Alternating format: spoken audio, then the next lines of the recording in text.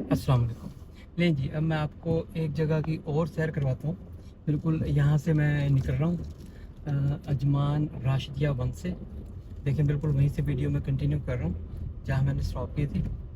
और अब मैं आपको एक जगह और लेकर जाता हूँ यहाँ आगे ही। एग्जैक्टली जगह का नाम करामा है। ठीक है, बड़ी कॉर्निश साइड, बिल्कुल कॉर्निश पे पहुंच जाएंगे अब हम लोग। लेकिन अभी मैं कॉर्निश नहीं जाऊंगा, मैं उसके आसपास के एरिए को मैं आपको दिखाता हूँ। थोड़ा विला एरियाज भी हो जाएगा, लेकिन आप इसको प्रॉपर विला एरिया ना समझिएगा, क्योंकि विला एरियाज बिल्कुल डिफरेंट है। ये मैं आपको एक और बड़ी कैसे इस तरह आगे लेकर चल रहा हूँ। आप सिग्नल्स ये आएंगे रास्ते में मेरे, अभी कुछ जगह आएंगी, मैं आपको बताता हूँ। बड़ी अच्छी अच्छी जगह हैं यहाँ पर, वो मैं भी आपको दिखाता हूँ, सारी की सारी बताता भी हूँ आपको। वीडियो देखने का मज़ा भी आएगा जो लोग आजकल मेरी वीडियो कंटिन्यूस देख रहे हैं। ठीक है, ये देखिए, ये आपको बड़ी जो लेफ्ट साइड पर भी टावर नज़र आए थे, इनको फैल्कन टावर्स का नाम दिया जाता है। ये बिल्कुल राशिदिया में ही आते हैं। ठीक है, थोड़ा सा यहाँ से निकल रहा हूँ, ये आगे आ गया हूँ मैं यहाँ पर। और आपको ये सारी चीज़ें नज़र भी आ रही होंगी, देख लें। ट्रैफिक है बड़ी स्मूथ, बेहंगम नहीं है जो हमारे तरक्की पजीर ममालिक में है। उसकी वजह पता है क्या आपको, कि हमारे ममालिक में क्यों इस तरह ट्रैफिक होती है? क्योंकि वहाँ पर ना सीखने और सिखाने का तरीका नहीं है, दस्तूर नहीं है वहाँ पर। कोई ना सीखता ना कोई सिखाता दूसरे को, ऐसी कोई सिस्टम नहीं है यहाँ पर। अगर आपको ड्राइविंग करनी है ना, तो ड्राइविंग के लिए ज़रूरी है कि आपको ड्राइविंग स्कूल में जाना है, पहले एडमिशन लेना है। वहाँ पर आपको बाकायदा लेक्चर दिए जाएंगे, आपको रूल्स रेगुलेशन के बारे में बताया जाएगा, आपको सिग्नल्स के बारे में, रोड्स के बारे में, डिफरेंट लेन्स के बारे में, साइन बोर्ड जो बोर्ड लगे होते हैं जो रोड के ऊपर, उनके बारे में बताया जाएगा कि इनके क्या क्या मीनिंग होते हैं, ताकि फिर आपको वो याद रहे। जब 2 4 5 दिन, अब तो मुझे याद नहीं है, जब मैंने ली थी काफ़ी टाइम पहले, उसका आई थिंक 1 वीक या 2 वीक की होती थी क्लासेस, सिर्फ इसके लिए क्या कहते हैं इसको, लर्निंग के लिए, कि आपको चीज़ें याद रहें। और फिर उसके बाद उसका टेस्ट लिया जाता है। जब आप वो टेस्ट पास कर लेंगे, फिर आपका नेक्स्ट स्टेज शुरू होती है कि आपको प्रैक्टिकली ड्राइविंग आपको कार में बिठाया जाएगा।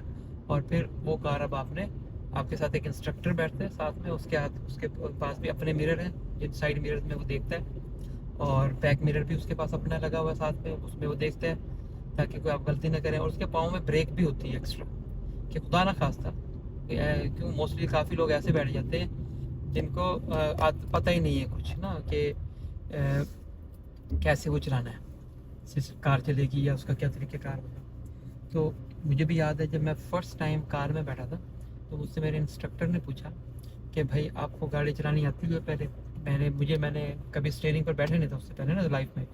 तो मैंने उनको स्ट्रेट कहा कि नहीं सर, मुझे तो गाड़ी चलानी नहीं आती। लेकिन वो इंस्ट्रक्टर बिलीव नहीं करते जल्दी से, वो समझते हैं कि पाकिस्तान इंडिया से आए हैं तो लोगों को गाड़ी चलानी आती है, इनको पता है। तो उसने कहा चले अभी पता चल जाएगा।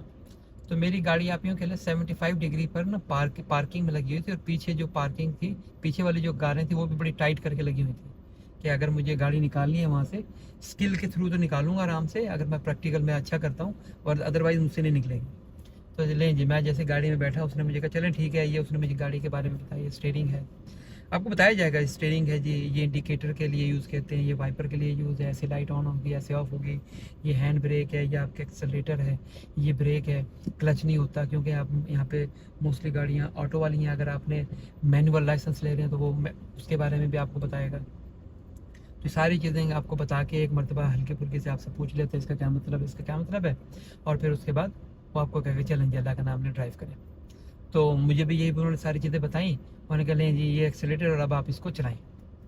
और बड़े प्यार से आपने, बहुत ही आराम से आपने एक्सेलेरेटर को प्रेस करना है, ताकि गाड़ी स्लोली स्लोली पीछे निकले।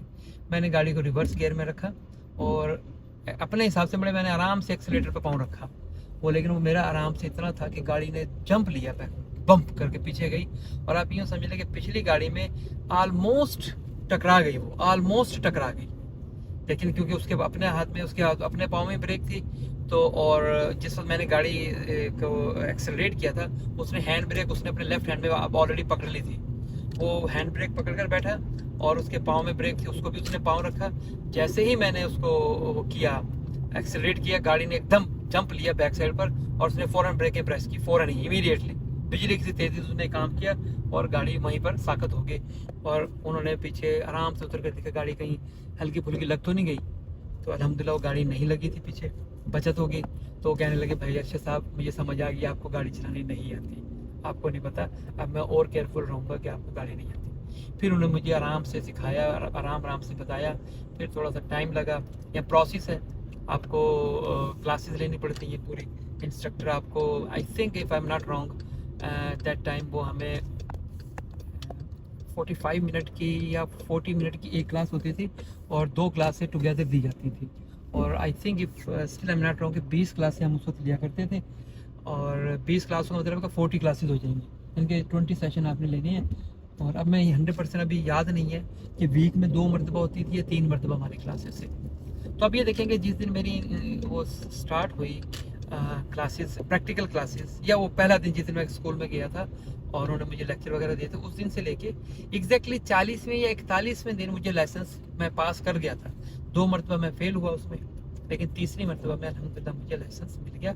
और जो थे वो बैठे थे मेरे साथ पुलिस डिपार्टमेंट से, जो जिनका काम है फाइनल टेस्ट चेक करना, बहुत बहुत अच्छे नाइस आदमी थे। बैठे बड़े प्यार से उन्होंने हमसे पूछा कि बेटा ये बताओ, बड़े उर्दू में बोलते हैं हमसे कि बेटा ये बताओ कि आपकी कौन सी ट्राई है। मैंने कहा सर इतनी 3rd ट्राई में कर रहा हूँ। अच्छा जी, फिर मैं हम क्योंकि 3 लोगों के इकट्ठे टेस्ट था तो उनसे भी पूछा। उसके बाद उन्होंने हमें कहा चलो बेटा चलाओ गाड़ी, और बड़े प्यार से। आप यकीन करें मैं आपको अपने पहले वाले इंस्ट्रक्टर के पहली ट्राई जो मैं फेल की, मैं उसके भी बारे में बताऊँ कि जिस वक्त मैंने पहली ट्राई फेल की, वो इतने अच्छे आदमी थे, इतने अच्छे, आप यकीन करें मैं ज़िंदगी भर नहीं भूला उन्हें। ये चीज़ तो मैंने बहुत ज़्यादा लोगों को बहुत मरतबा बताई है, कभी ना भूला ना भूल पाऊंगा।